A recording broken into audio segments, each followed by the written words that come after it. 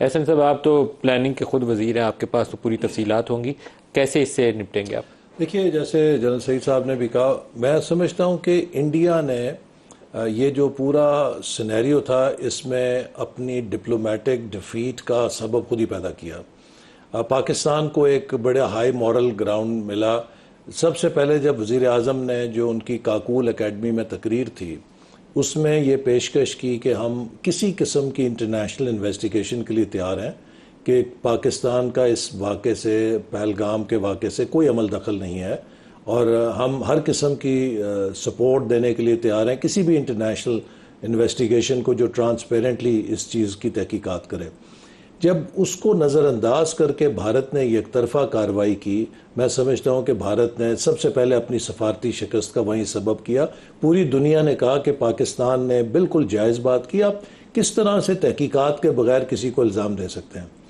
दूसरा चीज़ जो भारत ने की वो वाटर को वेपनाइज़ किया कि जब आप पानी जैसी चीज़ को हथियार के तौर पर इस्तेमाल करते हैं और बिलखसूस एक ऐसे मुआहदे को कि जिसके पीछे एक इंटरनेशनल सेंक्शन है। आपको पता है कि जो इंडस वाटर ट्रीटी थी ये एक बैनुल अक़वामी डिप्लोमेसी के नतीजे में हुई, जिसके बैक पे फिर वर्ल्ड बैंक आया और उन्होंने इसको ब्रोकर कराया और इसके साथ एक पूरी दुनिया का कंसेंसस, और इस हद तक मजबूत कंसेंसस था कि भारत और पाकिस्तान के दरमियान ये 2-4 दिनों की नहीं, जब तवील जंगें हुई, चाहे वो 1965 की थी, चाहे वो 1971 की थी, चाहे वो कारगिल का वाक़या था, जब भी हमारे दरमियान हाईएस्ट लेवल की हॉस्टिलिटी हुई, कभी किसी दौर में इंडिया ने इसको रिजॉर्ट नहीं किया, चूंकि इट वाज कंसिडर्ड कि आयरन क्लैड गारंटी के साथ ही है। तो मोदी साहब का ये एक पॉलिटिकल स्टंट तो हो सकता है कि अपने लोगों को मुतमईन करने के लिए वो इससे प्ले करें, लेकिन इससे कोई वो बड़ा क्वालिटेटिवली या मीनिंगफुली पाकिस्तान पे जद लगा सके, मेरे नज़दीक वो मुमकिन नहीं, चूँकि इसमें डिप्लोमेटिकली और कानूनी तौर पे उनको कोई ऐसी आलमी सतह पे सपोर्ट नहीं मिलेगी। दूसरी बात ये कि क्या वहाँ पे कोई टैप लगे हुए हैं कि मोदी साहब ने एकदम टैप बंद कर देना है और पानी बंद हो जाना है?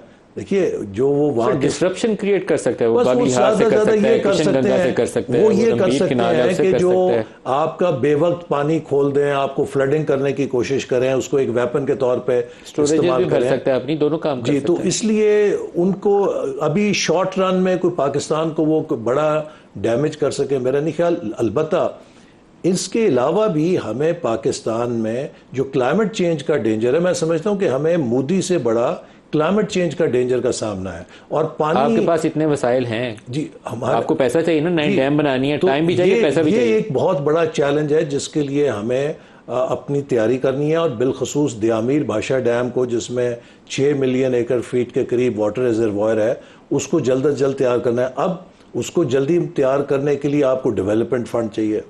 अब इस वक्त आप एक मालियाती बंदिश में है, डेवलपमेंट फंड में इजाफा नहीं, वो कैसे होगा? वो तब होगा जब हमारे रेवेन्यूज़ बढ़ेंगे।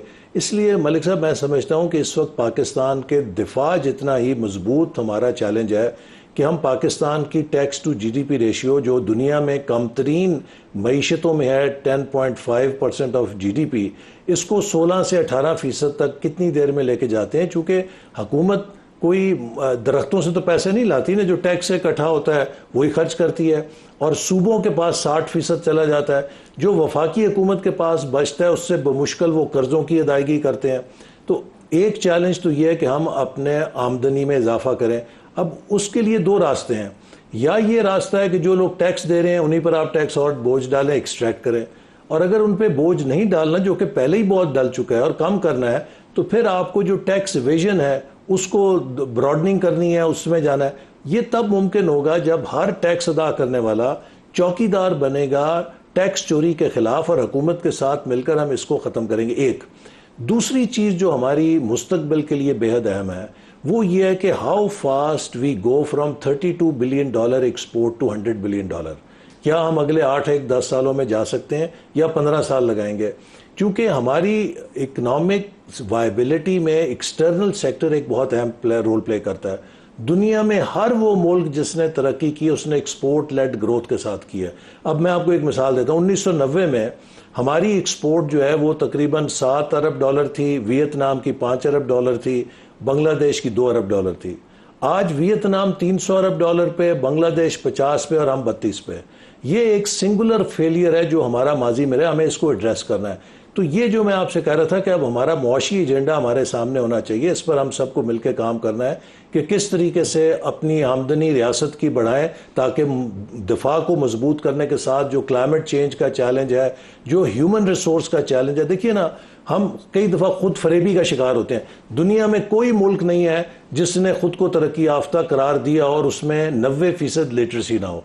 हमारी लिटरेसी 60% है। जब तक हम 90% पे नहीं जाते, हम ये दावा नहीं कर सकते कि हम एक तरक्की याफ्ता मुल्क बनने के करीब हैं। इस किस्म की जो कॉन्ट्रडिक्शंस हैं, ये तभी दूर होंगी जब वसाइल होंगे। वसाइल तब होंगे जब टैक्स आएगा, और जब वसाइल होंगे उसी से आप वो इंफ्रास्ट्रक्चर बना सकते हैं जो क्लाइमेट चेंज को फाइट करने में मदद देगा, जो आपको एक्सपोर्ट बेस बढ़ाने में मदद देगा। दुरुस्त है।